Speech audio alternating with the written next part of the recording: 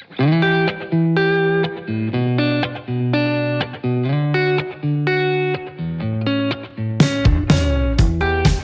right, welcome to episode 2 Dose of the For Everyone podcast. We've named it. Yeah, it's official now. Yeah. We hear like we're on Apple Podcasts and on Spotify. Why do we call it For Everyone? Well, obviously Jesus is for everyone, and our hope is that this podcast is for everyone. Absolutely. Mostly our mothers, but that's a joke you made last time. I thought that's pretty good. So we have a special guest, would you say? A dear friend, Mr. Dan Barker is here. I'm here. We're gonna talk about since we just got done with Father's Day, we figured what a cool time to talk about what being a father looks like, specifically through COVID-19, and if that's changed anything for us, which I'm going to go out on a limb and say that it probably has. Just a little, maybe just a smidge, just a tiny bit. So, Dan, why don't you tell the audience just a little bit about yourself so we can get to know you? Sure. So, yeah, you already know my name, Dan Barker. I've been in this area since 2012. My wife and I moved here in 2012 from Ohio, and I have 2 beautiful young girls, ages 4 and 7, and we live like a mile from the church here, which is awesome. Nice. For some reason, still can't get here on time. I don't know what the deal is. It doesn't matter. I blame my kids. It's not my fault. We'll go with that. Yep, exactly. So yeah, I'm in technology. I was an engineer and then moved into product roles over the last 8 years. And so I work for a large tech company in the area. And yeah, glad to be here and talk with you guys about fatherhood. Yeah, I mean, that's why we brought you. We figured 2 girls, a dad, you're going to give us all the wisdom there is on this whole fathering thing. Wow, this is not going to go well. I don't know about the wisdom part. So this is a critical question that we have to ask right now. Jordan or LeBron? Ooh, you're throwing this on me right now? Yeah. Oh, wow. Okay. They're different players. Right? There is always a but to this. See, I grew up watching Michael Jordan, and he killed. That's why I'm Cleveland. asking you this question, because you're of the generation where, like, did you have Jordan 3s, 4s, or 5s? Ooh, I had the 3s. Yeah. Yeah, which I loved. I wish I still had them. I know. Now they're $300. You can get them now, but they're $300. Yeah. I just kept my size 8s. Oh, man, I should have. You know, if I had to start a team from scratch, I would pick LeBron, just because I think he, even in his early years, he gets everybody involved. He's a great passer, and he can play just about any position, really. So I go LeBron, but man, I'd take either. Right? They're both good. How do you pick? Yeah, it's tough. We'll go ahead and continue the podcast. We won't shut it down then. It's obviously Kobe Bryant. That's who you choose. Oh, well, darn it, he just passed away, so that's not fair. That's a Laker fan coming out of Let me. me ask you, LeBron or Jordan. So I grew up in northern Indiana, an hour and a half outside of Chicago, and actually saw Jordan play. Yep. So I've seen the man play in person, and it was a sight to behold. So I'm going to go Jordan, though I recognize your argument. I do recognize your argument, because I lived in Ohio for a while too. Mm-hmm. And the Cavalier, I mean, let's be honest, Ohio in the sports scene has struggled from time to time. From time to time? I haven't cried. It's okay. Okay, maybe a little. It's okay. It's been tough, yeah. I'm a Notre Dame fan, so I don't have anything to say. Oh, man. Up and down and up and not quite there. Anyway, I digress. So we want to talk about fatherhood and how COVID-19 has changed everything for all of us, but specifically as fathers. So just wanted to have an initial question for us all. What has this season taught you both as being a father? Have things changed? Ready, set, go. Yeah, I mean, I guess I can go first. Definitely things have changed. I think probably one of the most quick realizations is I'm not as patient as I thought I was. I think there's this, like, when you have your kids, when you get home from work and you have them for the evening or even on the weekends, but when it's like day in and day out and they're always there and there's always a question. I like to think I'm a patient person, but it was like, oh my gosh, I realized there's a part of me that, like, I can get escalated a whole lot quicker than I really thought I was. So that was like one of those realizations for me early on. And then like the pivot from that, like how do I help navigate that, manage that? Because that's not the side of my kids that I want to see, right? Like I don't want to be like, well, dad's always impatient. And I don't feel like I'm always impatient. They're just always around. Well, so what right now. What does escalation mean? What does that look like for you? So, I mean, it shortened of the fuse. Like I get irritable, irritated a whole lot quicker. It's like, in normal seasons, you don't do your chores or you leave your clothes on the floor for the umpteenth time, I would have more grace. But like in this season, it feels like the fuse is just that short where it's like, what are you guys doing? Like, pick up your clothes, put it away. This is not that difficult. So I feel like there's no break. Like totally, you're all together all the time. And now for me, I really appreciate that. Okay, you go to a birthday party, there's a break. You go to the grocery store as a family, which we haven't done in a while. Right. That's a break. You don't realize those are breaks, and they actually help you come up and down, But if you're always in the house and always together and always like just there, you don't get that break. You almost have to create the break. You do. Yeah. It's why you see people walking all the time now. I'm going to take the dog for a walk. Again? Yes, I'm going to. Right. Yeah. Or it's even like I was, the break idea. In normal seasons, we have like you can have so much screen time.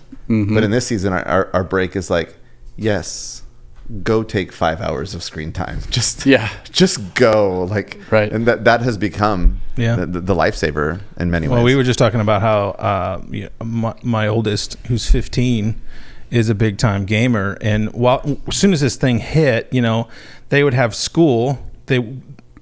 Kudos to my wife. I'm sure your wives have done similar things if you haven't engaged in it, of being homeschoolers right now.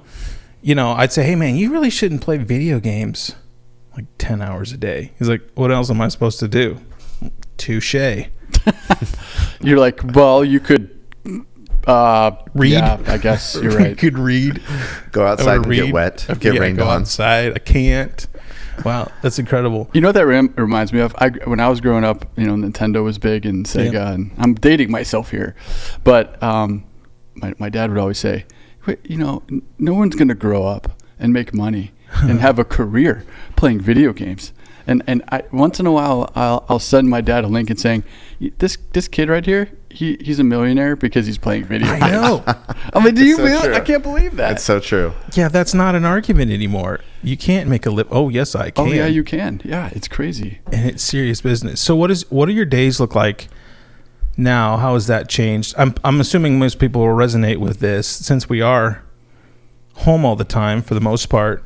What's the routine? What's the routine now?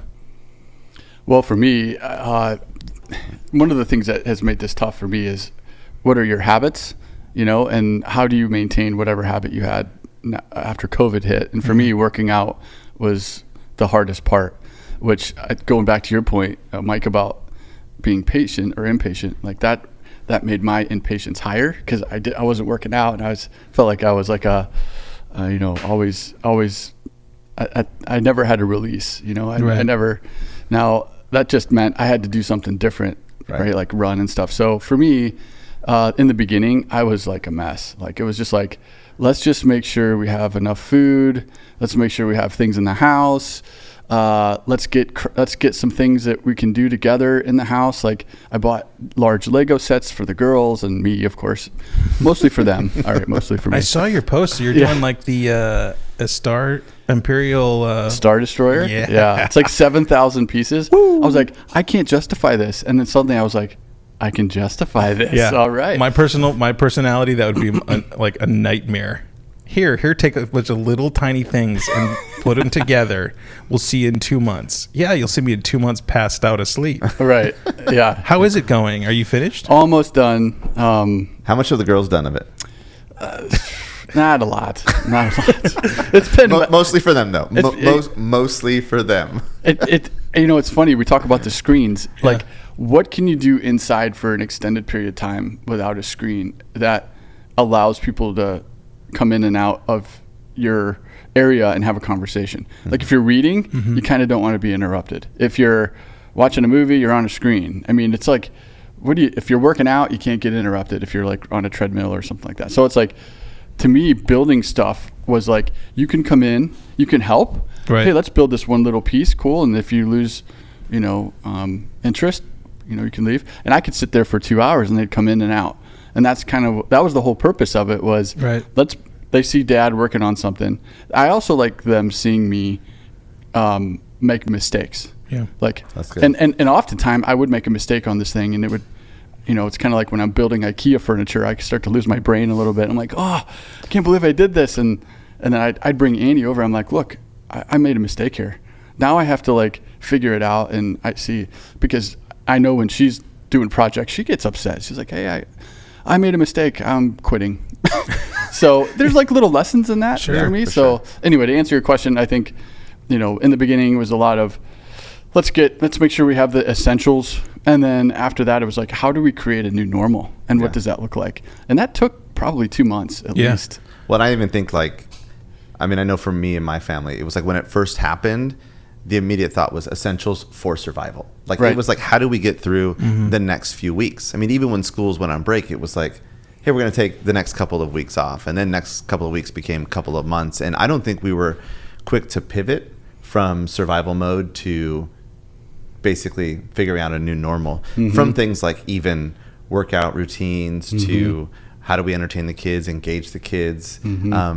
I mean, even like food. Like when it first happened, I think Danielle went to the grocery store and it was like, I got Oreos and I got it was like survival food, the junk food. And it was like a month in, it's like, I haven't had a fruit or vegetable in 4 weeks. But you need it to feel good, right? It's like, oh man, this is so much uncertainty. I don't know what to do, and I'm not working out, so I might as well eat the sugar cereal that I never eat. Or, we've been doing s'mores a lot. Like, hey, we've already done it 2 days ago. Why not do it again? Right. Let's eat half a bag of Oreos. It kind of made you feel better. I don't know. I think it'd be a good just to hear our point of view, because this might be helpful for parents, not just dads, obviously, because you and I were having this conversation about screen time or when to get your girls' phones, essentially. I mean, I have a 15-year-old, a 13-year-old, and then a 6-year-old, so I'm like running the full gamut. I think it's important right now, especially to talk about what's our approach to screen time, and how do we parent through that, because it is true that is a major point of interest for the kids, but it's also a major point of interest to us. Yeah. I'd love to see our phones to see what our screen time is. You know what I'm saying? Yeah. So how have you parented through that? Because it's like an addiction at some level, but it's like being addicted to food, right? What, are you going to stop eating? Right. So they have to integrate electronics, screens into their life to be functional humans in this culture. So how do we parent through that? Yeah. Well, I'm going to talk a little bit about what we do. I mean, pre-COVID, because that was a different world, it seems like. But pre-COVID, for us, it was they get 1 hour a day. We had it set on their device. That's what they got when that was up. And it wasn't even a guaranteed they got an hour every day, but they could not exceed 1 hour a day. So like my kids are 10 and 7, so a different place than where your kids are at. It has definitely grown in this COVID season. They're exceeding that. They've also expanded. It was mostly like they were just on their personal iPad device. Now it's like they want to play Xbox or Switch. Now they're playing daddy's video games. So, which is good because I don't need to be on them as much. But so it's definitely expanded in this season. We're trying to learn from people because this is new. Like, so we have some neighbors that their kids earn screen time by the amount of time they stay outside. That's so if they're good. outside for an hour, they get I like that. Yeah, right? That's really good. That's a good tool. That's brilliant. And so these are the things that we're learning on how we navigate this season. The other thing I would say is, and it's been helpful for me, I think his name's Andy Crouch, wrote a book called The Tech-Wise Family. And that's not just for like, how do you even navigate it with your kids, but like, how do you navigate it as adults? And the one thing that stuck with me is he says, 1 hour a day, 1 day a week, 1 week a month, put away all your technology. Yeah, that's good. And so for an hour, I'm going to set aside my phone and I'm not going to listen to it. I'm not going to respond. A whole day every week, I'm going to do that. And then, on a vacation, maybe somewhere, a whole week, I'm not going to engage. And it's hard but you realize like after a few days, you're like, oh my gosh, it's freeing. But it's hard to get to that point. So that's one of the things that we've used to shape a little bit of what normal looked like. But like I said, we're on this journey not knowing, how the future is going to look in it. Yeah. Yeah. I don't think, to me, I don't think we're doing a very good job of like managing that, because I keep going back to the break. Like that creates a break for my wife and I. It's like, we're done with work and I need like an hour. I need to mow the grass, or I need to do a project, or like we got some other stuff going on. I'm like, I need to focus on that. So what do I do? Yeah. And I can't have, my kids are young, so I can't have them outside. So anyone listening or watching this with really young kids, you're limited to what you can do. So that's been, the tough part. It's like, how do you create the break while maintaining a normal level of screen time? But I'm on the screen all the time. And they see it. Yeah. They do. And it's hard for me to put the phone down. And I think it's exposed for us. It's like, you got to have a plan, because if you don't, and something like this happens, at least for us, it was like, I love what you were saying, Mike, about you have an hour a day. Like that's awesome. Like we weren't doing that. And you could tell, I think now, like we're not like doubling down on the plan. It's like, it's actually gotten, they have more screen time now. And so does mom and dad. I think we have more screen time. Totally. So I'm trying to, now that, we got a Peloton. So one of the things I've tried to change is I wasn't I was going to Orange Theory Fitness. I loved that. It was a big part of like how I maintained mental balance. And when that went away, I had to replace it. So now that I've done that, it's helped me mentally, I guess, to engage my kids and not have the screen, to have the patience to sit down and have a board game, right? Like, or whatever that project might be. Right. Let's go outside. Let's do stuff. And that's one of the learnings I think for me is, the importance of really spending time with your kids, and the fact that they don't really care what you do. No. Like they really don't. Like I'm like, well, we got to go somewhere and it's got to be cool and it's got to have these things. Actually, like, our kids are building things with like the boxes that we have, because we're getting ready to move. We have a lot of boxes in our house, and they're building things out of boxes. I'm like, or if we want to do something, they don't care. Like, let's go for a walk. Where? I don't know. Yeah, it's anywhere. just the time. It's just outside, being present.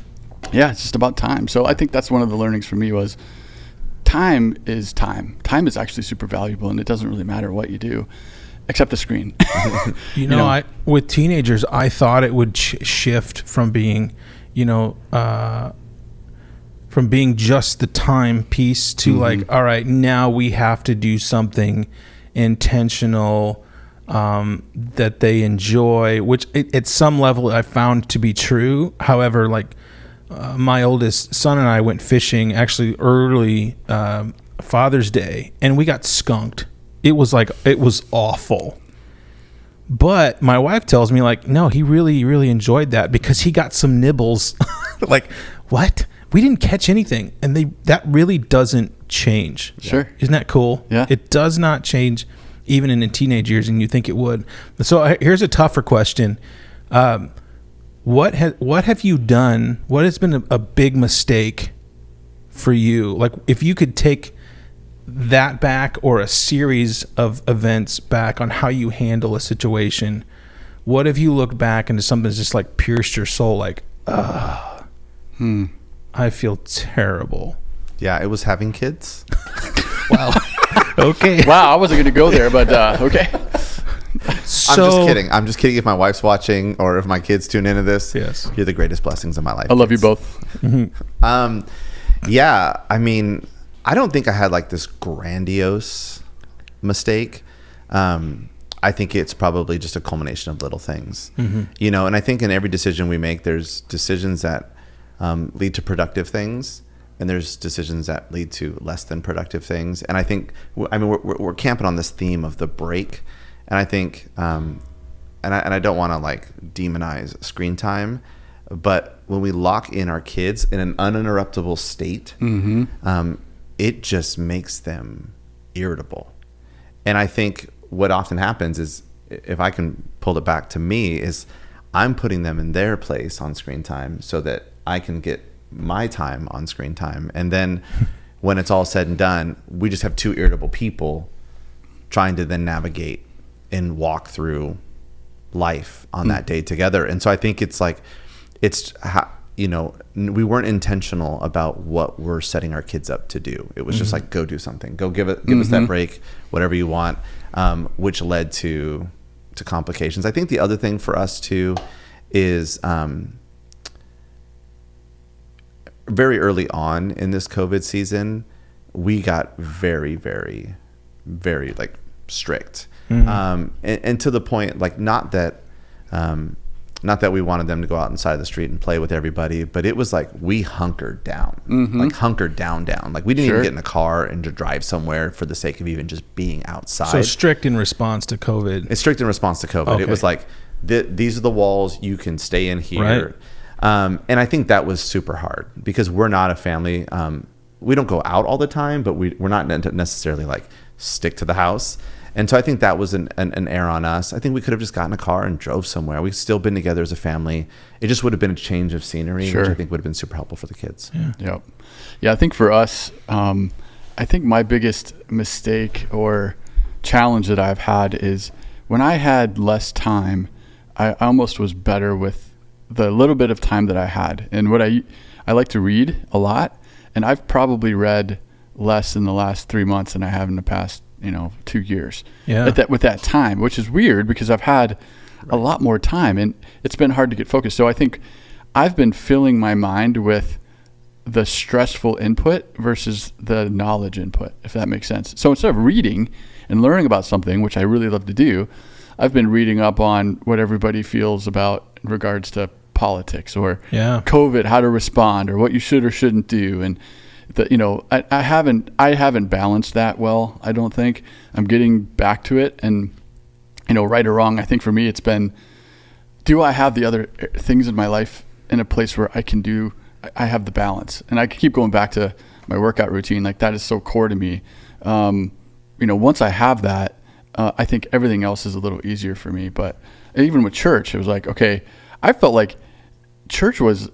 You guys have done a great job, by the way. I mean, the transition to online church has actually been great. And I wish I would have, I don't know if we made the mistake, but that's been a benefit kind of to turn around and say, we're not going to be able to go to church, but we're having it in our living room as a family. Totally so different. That's a good input, right? Like we can't go to church, but we're replacing it with virtual church, which has been just as good.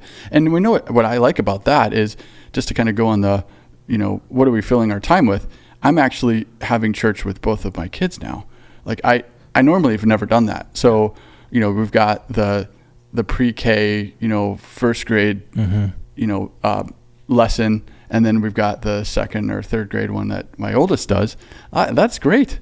So, I think I need to do more of that. Like that's not just give up and say, well, I'm going to sit on my phone and hopefully things get better. Let's do something about it. It's all smoke and mirrors, FYI. Right. That's what I hear. Yeah. And I want to jump back because I think Dan, you're really hitting on something that I think is important. And you're talking about the role that fitness plays for you in your life. But like, I think as a dad, we all have to figure out like, what is it that fills our tank? What is it that helps regulate us? Because the truth is, if we're leading our families, if we're leading our kids, from an empty tank, then they're by nature getting what's just left. And if we're not being responsible and wise to figure out what it is that fills us up so that we're leading and loving our family from an abundance, I think we're just going to find ourselves in a point where we're just deficient. And I think that's something that this season has revealed in me. It's like, I can be quick to just throw everything aside that helps fill me. And then I'm just giving my wife and my kids what's left over. I found really hard, and I didn't think it would be this hard, but man. So the way our house is set up is there's like a little office nook that's completely exposed to everything. And to sit down and do work and even to put like headphones on to try to tune out, because you don't want to have shut everything down in that main room. But working at home has been really hard. And not from the sense of actually getting stuff done, but from actually, my family actually gets the leftovers at times if I'm not real intentional about it. For example, I was actually getting ready for the weekend. I think, uploading videos, doing a little bit of editing here and there. And my little guy comes up to me and asked me something. You know, he's 6. It's about me. Speaking of which, it is all about me. And I turned around and said, "Hey, dude, you got to give me some space. I got to get this done." And so he walked away a little dejected. I'm like, oh, shoot. And then that very same day, about an hour later, he comes up to me and he taps me on the shoulder and he says, "Dad, can I talk to you now?" I'm like, I'm the worst human being ever. This is terrible. That's happened to me too. Yeah. I mean, "Hey, Daddy, look at me. Look at me." Hey, I'm like, oh man, I can't even look at you. Yeah. Yes, I can look at you. Yes. Yeah. Well, I've noticed it takes twice as long to get things done. Mm-hmm. You know, from a work perspective. It's so frustrating. So how has this changed us? Well, I was thinking. That's a question. I was thinking about this driving up here, and I keep going back to habits. You know, when I growing up, and some of you already know this, my dad was a pastor, so I'm a pastor's kid. But, you know, I think when things happen in your life, it exposes what your habits are, right? Like, and one of the habits that we had growing up was we always went to church. It didn't matter if we were on vacation or taking a trip or visiting family. We found a church and we went. So no matter what was going on, that habit stayed there. Mm-hmm. Everywhere we went, like rain or shine, we're going to church. Mm-hmm. And, you know, when I was young, I was like, oh, really? Do we have to go to church? Like, we're on vacation, take a vacation from church. But no, that was a habit for my dad, and it was important to him and our family. And I'm starting to realize, like, what are your habits? So when COVID hit, what are the things that you're going to figure out, right? Like church has to change. What's it going to be now going forward? It'll probably never be really the same again. That's not a bad thing. What's it going to be? How are we going to deal with that? Right. I think a big change for me is going to be when we go on vacation, wherever we go, no matter what, we're going to tune into church. Yeah. Because it's good. There. Like, yeah. And I never would have done that. But I think one of the improvements that one of the things that God's doing as a part of COVID is he's, in technology world, we call it digital transformation, right? Like going from old process or manual or archaic process to something that's a little bit more scalable and accessible. I think God's using this time to make the church more accessible, mm-hmm. right? It really is. And like our tech approach here has mm-hmm. changed, and now as a result, our family, I think going forward, we're going to be good. We're going to do church no matter what, mm-hmm. because it's there, and it's quite frankly easy. It's mm-hmm. on your phone. Like just go to your phone, like open the phone, and if like, hey, we're at maybe you're at a friend's house, or whatever. Fine, or you're in a car. Just load it in the car. Like how amazing is that? Like I love that. If there's a time to be a church, I mean, Mike and I planted a church 13 years ago, and we've talk about it all the time. If we just had this piece of technology, I mean, can you imagine in 2007, 2008, us being able to do what we're doing now? Like, it really wasn't available. Right. You know, we were excited about those little flip HD cameras, you know, that cost $100, and we were like, this is amazing. It changes the world. It changes the world. Yeah. So, Mike, how about you? Yeah, I'm actually gonna answer that, but I'm gonna share this statistic I heard. It's something like pre-COVID, like 25 to 30% of churches in America were online. Like they had a digital service. Now it's near 75 to 80%. That's amazing. And so like pretty much every church in America has an opportunity for people to engage with what they're doing week in and week out. And so I think that's like, and there's a lot of things that we would all want to just give up from this season for sure. But I think that's one of those, like, God is using this season to do some incredible things. Really is. I always use the analogy where, like, my dad, as a pastor in our area growing up, I know he said this. He's like, I've knocked on just about every door in the area. Like, because that was an acceptable way of getting the word out. Like, this is going back 20, 30 years at least. But if you were to tell anyone in ministry in 30 years ago, hey, there's this thing that you can do that will connect to everybody, not only in this city, but the town, not only the town, but the state, not only the state, but the country, heck, even the world. And you could amplify this message of Christ with it. What do you think? Would you use it? I'm like, of course, absolutely. Like, get me on board. And so it's just funny. God uses these things as a forcing function to really get us to the point where, okay, there's a lot of stuff going on in the world. How does God overcome that? You know, technology used to be seen as like the anti, religion, if you will, but now it's the platform for getting the word out, like literally. Yep. Which serves us in this community, because this community is changing rapidly right in front of us, right? Like Black Diamond is a lot different now than it was 3 years ago, and it's going to be a lot different in another 2 years, meaning there's going to be more people here. How do we reach those people in a way that is, and we talk about screen time, now you're making church more accessible on those screens. Like that's awesome. Yeah. So I'll say for me, back to that question, I think it's probably because in some ways things have gone faster than others, but in other ways they've slowed down. And I think being home more has caused maybe family a little bit to slow down. And I think in that I'm recognizing, even as slow as it is, how fast it's going. And my kids, like I said, they're 10 and 7, and I know it's like a blink of an eye. They're going to be gone. Yeah, they're out of the house. And I see that, like, we had a bunch of kids graduate, as part of our youth group, and watching the parents, go through that moment. Obviously a very different moment in this season, but those transition points, it's like, oh my gosh, I'm just a few, handfuls of summers away from that.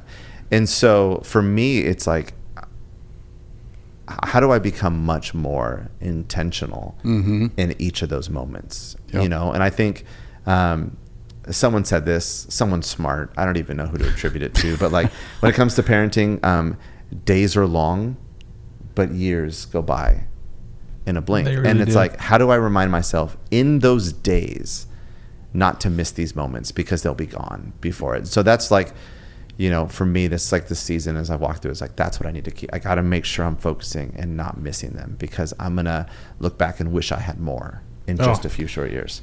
Yeah, it's funny. I don't think young kids really understand what COVID is. No. So so their world is like, wow, I'm spending a lot more time with my family. Yeah. That's what they're going to remember.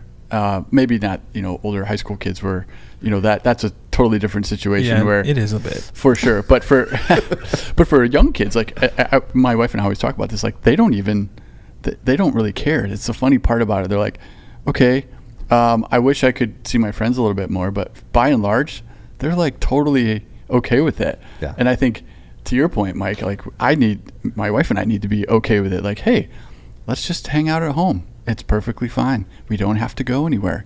We don't have to do anything special. Time is time, and you have a limited number of events. It's like you're making memories. Like even Legos at home, you're making a memory. Right. Even something that you're fishing, we didn't catch anything. It's a memory. It's a good one. Mm-hmm. Like those are little memories that, you can't synthetically create them. It's just, but you got to spend the time. Yep. Yeah. It's, totally. It is crazy to think that my oldest, I have him for 3 years. If all goes well, he'll begin the Air Force Academy in 3 years. Wow.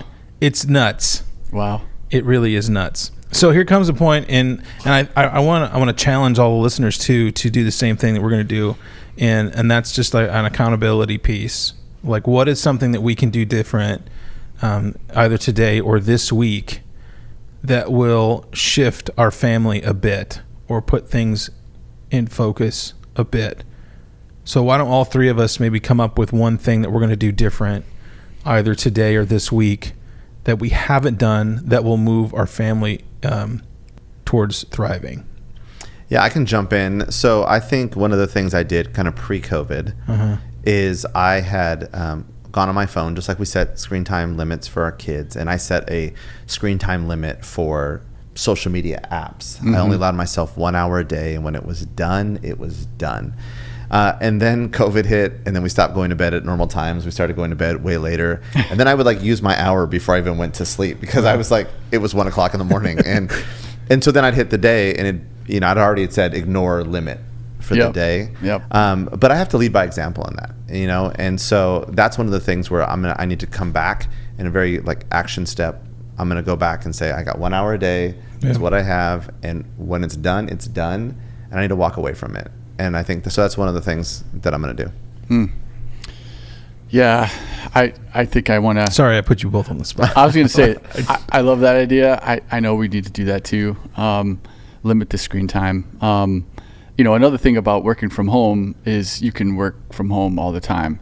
And I'm actually, traffic here in this area is the worst. I had a huge commute to Bellevue, and now I get those 2 hours back a day. 2 hours a day. That's a lot. What am I doing with that time? Well, most of it's going back into, I'd say at least half of it's going back into my job. But where am I putting that other hour? Like, that's a lot of time. So to your point, I think I need to be more structured with the time to say, as a family, with my wife, we say, here's some times that we're not going to be on screen.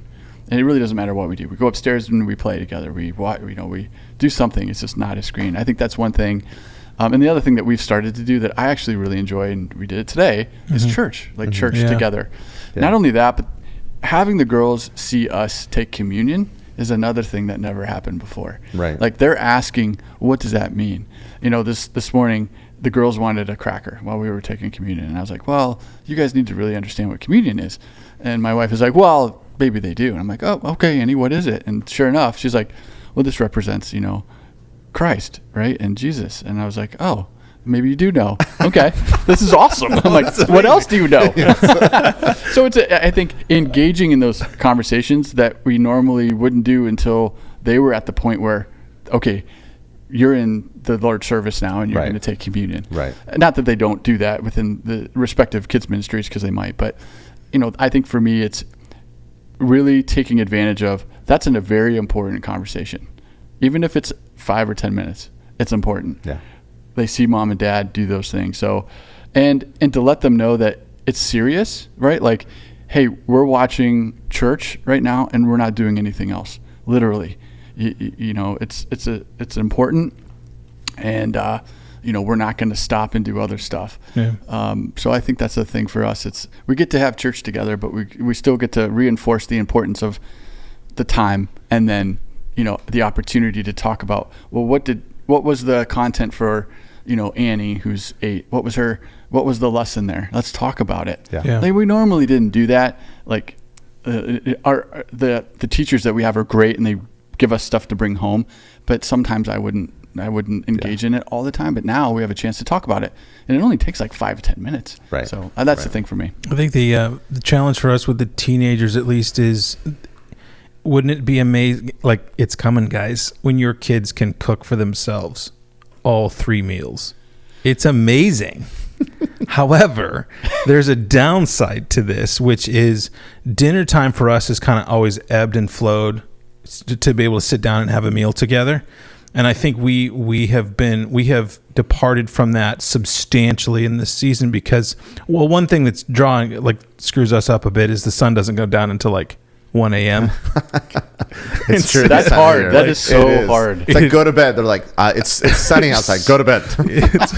Is it? Did the sun just come up? No, it's been. So I think for us, I think that's something we're going to commit to. I'm not going to go every day because that'll just be a goal that we don't hit. But I think just maybe 3 times this week to be able to sit down and have good conversation and enjoy a meal together would be good. Yeah. How's dinner going for you guys?